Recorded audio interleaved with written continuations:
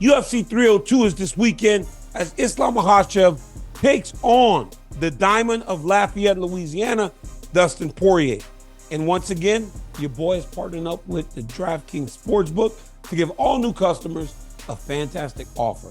How about you bet up to $1,500 and we give you a no-sweat bet? It means that if you bet $1,000 and you sign up using my promo code DCTV and that original bet doesn't hit, no sweat, DraftKings matches it. Can you believe that? Dustin Poirier, Islam Makhachev goes down this weekend from the Prudential Center. It's gonna be a fantastic fight night from Newark, New Jersey, and you will be in on the action with the DraftKings Sportsbook. Your boy's gonna be in the building. I can't wait. Go to DraftKings Sportsbook right now. Promo code DCTV. At the DraftKings Sportsbook, crown is yours. Daniel Cormier! Kind of a scary motherfucker. Nah, man. Little bad boy. For life. What's up, Doug? What's How up, you man? doing, my guy? How you feeling, brother? Good, bro. Thanks for checking in with me, man. Like always, I always appreciate your time. You know, I never take it for granted. DP, bro. So when I was coming down to interview you, I started singing your walkout song. You know they called me on TV singing that shit before? Yeah, I remember that. That's bad, bro. I can't be doing that, man. Sitting at the desk, you were at the desk commentating, I'm singing your walkout song. It's good to still be as much of a fan about it, you know, because you guys, and then you got that hat tip low, you know, kind of walk with that swag. What are you feeling in those moments when you're walking to the octagon? I ran because I was a little nervous. Like, what are you feeling when you making that walk? I'm nervous too, but Yeah. I'm confident. I'm excited. I know it's about to go down. I mean, I'm minutes away from whatever the destiny is going to be. That's exciting, man, because it's unknown. You know the walk. You don't. No matter how prepared you are. And no matter how many times you do it. Oh, it doesn't go away. It's like when they tell you it's time to walk and they start counting down 5, 4, 3, 2, 1. That's some intense shit. Oh yeah. It's the best though. It really is the best. Like, and that kind of leads me to this. So last week, I'm on my channel and I'm talking about you and your career. And I say something. I say this. I'm gonna tell you exactly what I said. Because, Is this for your channel? This interview? Yes. So okay. I said. All right. I said.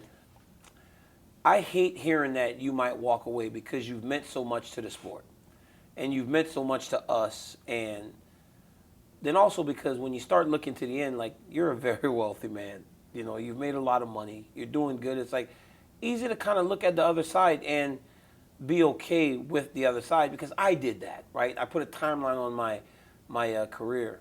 When you start talking about the end, what type of emotions like come over you? Because you're still really young. You're 35, right?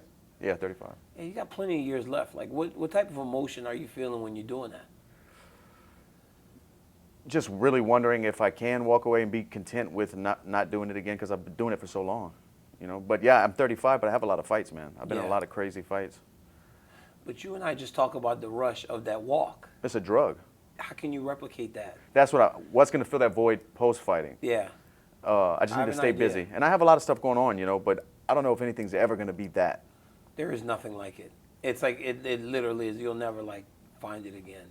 Yeah. But I have an idea. You and I can do, like, a podcast. Yeah, I'm sure you'd love that. Oh, I'd love to do that. Yeah. Oh, that's you agree? You agree? No. You just shook my hand. You agree? Okay, okay.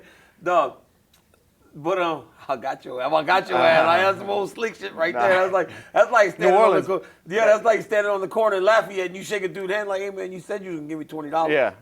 You know, I texted you the other day. I said the Prudential Center is on Lafayette Street. I said, is it destiny? And you said that's some crazy shit. Do you like? And does any of that stuff matter to you though, Dustin? It's cool and it matters to me, but I know. To the main thing, it has nothing to do with what's going on, but it's good energy, it's good momentum. You know, I love that. You know, when we met in Miami, right? You walked in, and you were coming off the Gaethje fight, and I said to myself, I said, I'm going to ask him about a title fight because I know that he lost the last one, whatever. But I'm going to ask him about a title fight just to see where his mind is and see what he thinks he has to do in order to earn one. And you said, I'm only one good performance from winning the championship. And when I said it, and you said it, I was like, well.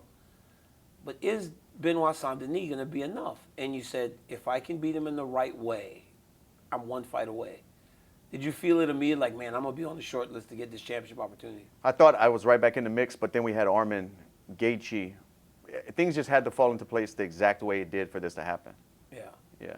And then when you got the call for Islam Makhachev, like, Bro, I was at a viewing party in Mohegan Sun with my wife, fans everywhere. I got the call the night of Atlantic 300. City?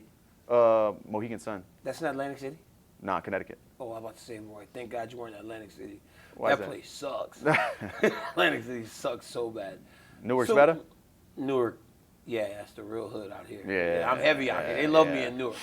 No, so when you get that call, what do? You look to Jolie and go, hey, I just got a call. No, Hunter starts texting me right after Armin and Charles get out the cage. He said, hey, I'm going to Armin's locker room right now.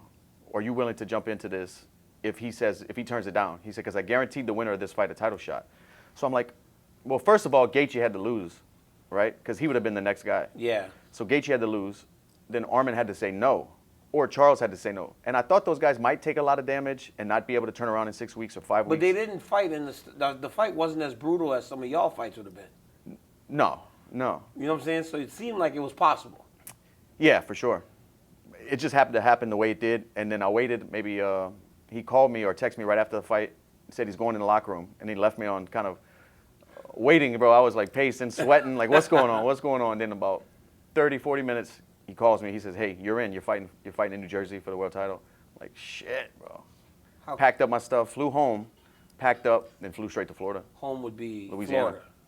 No, I flew from Connecticut to Louisiana. Home, which is Florida. Which is Louisiana. Connecticut to Louisiana for 1 day, pack up all my stuff, and then to Florida. Okay, so you're claiming that your home is Lafayette? I'm just saying, you're claiming you don't have one of them fluffy hats in your closet? No, you're like, that's what you did say to me. You said you might as well be Dagestani. Come you on, are. Dustin, why you gonna do me like that? You did me like that. You did us like that. Us, How? the 337. No, I don't know. No, I mean, I know. We are the Lafayette is the Dagestan of the United States. Yeah? Yeah, we are the Dagestan of the United States. So you get the call that you're fighting Islam, right? How quickly do you call Mateus Gamrot? Because when I saw him sitting there, I said, oh, you got the right guy to start to help you prepare for this type of challenge. Like, how quickly did you call him and go, hey, man, I'm going to need you. And how big a part did this man play in I think when they announced it, he might have hit me up and said, hey, I'm in if you need me. And he was there as soon as I got to Florida. So, and we just got off of camp together. He fought RDA. So I gave him a lot of southpaw work. And during that camp, I was fighting BSD. So he was giving me southpaw work. And he beats me up, man. This guy's good. The wrestling. This guy's good. So when you look back on that fight in Miami, because he kept wrestling, right? He was wrestling and just forcing shots. Benoit was just but he never took me down once. Right? Yeah, he never took me down once. I took myself down. But do you think that was preparing you for, what do you mean you took yourself down? Jumping guillotines. This guy never took me down once. But you like that guillotine. Yeah, but he didn't take me down. But he just keeps shooting and shooting and shooting. Was that the expectation? Yeah, I thought he would be grappling heavy because he fought a couple guys from our team and, all of his fights. Well, Frivola, he knocked out, but that was kind of short, Mm-hmm. I thought he was going to wrestle. So you knock him out, you get the title fight, you start preparation. Do you go back and watch the Khabib fight? No, I haven't seen it in a while. It's too different, right? Yeah, they're different. They're similar, but different styles, Where's the differences? Khabib's more of he'll take low shots, singles, doubles. Islam's trying to body lock, trip, clinch a lot. Not saying that Islam won't shoot low shots, but it's just a different style. I think the top pressure is similar, but Islam will take more chances going for submissions, giving up positions. Khabib would never roll for an armbar or, give up position. Do you think that you can take much from that last fight to apply it to this one? I can take the understanding. I've never felt pressure like that and intelligence of body positioning and stuff. Khabib does so many things that are like very intricate that you would know because you're a lifelong grappler, but there's so much stuff going on in there that I never felt somebody. He knew where I was going to take the next step before I took it when we were grappling. He knew where my weight was. There's a lot of things he does that's incredible. And I understand that better now. I had no clue going into it. That's always the hardest part about going with someone like that. That happened. It happened with Jones, right? Because he was so long, and I didn't understand how I would manage that. But, yeah. So, Dustin, you fought for the belt. Now, you've lived in these moments, the big moments.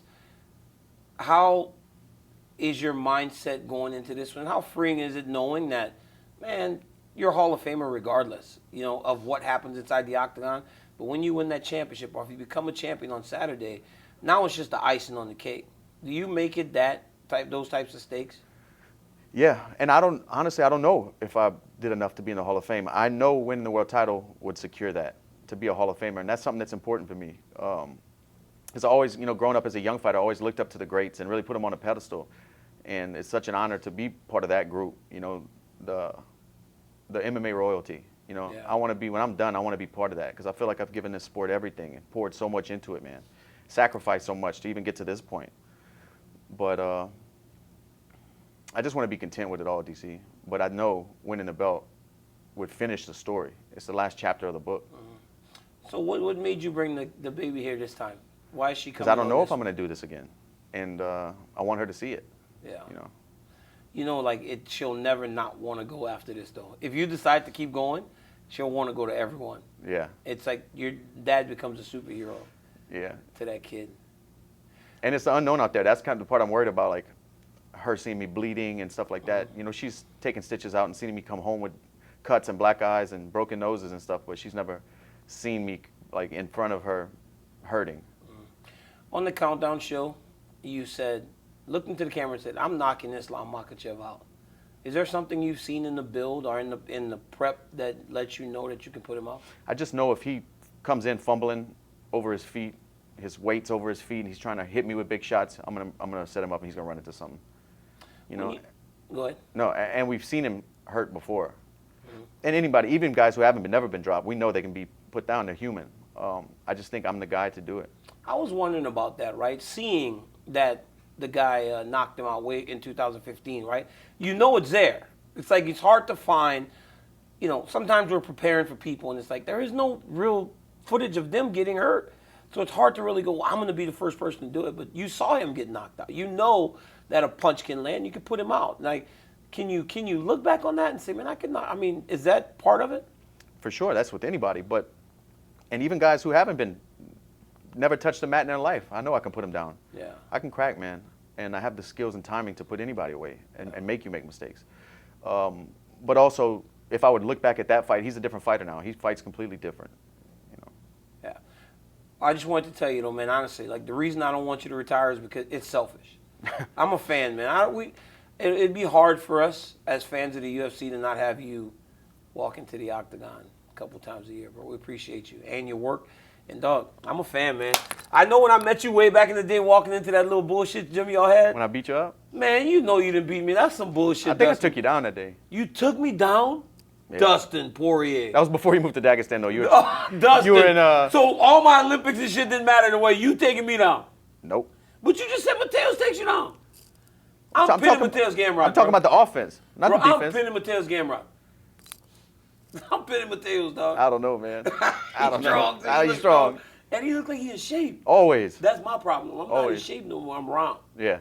Hey, DP, good luck this weekend, my brother. Thank you for checking in with me as always, man. You are the man.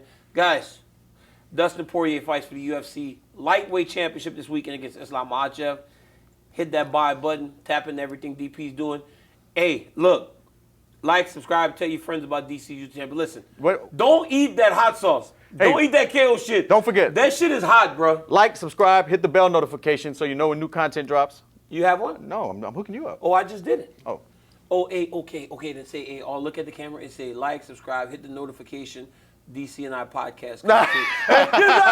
Just tell him, man. Like, it's right there. The camera's right there. No. This dude, he's making too much money. Guys, until next time, thank you, DP. Appreciate you, man. That KO edition, boy. It's nasty. It's too much. Yeah. Had me sweat. Yeah, because you can't put it like a hot sauce on every bite. It's for a big pot, like gumbo. You want to heat the whole thing up. Put it, yeah. It's half the bottle. Not that, no. I'm going to burn these mugs of California. Or like a half a bottle in a crawfish boil. In Lafayette, they're putting that whole bottle in there. Oh, yeah. California, I'm burning them up. My man. Thank you, Good luck bro. this weekend, dog. You're the man, DP.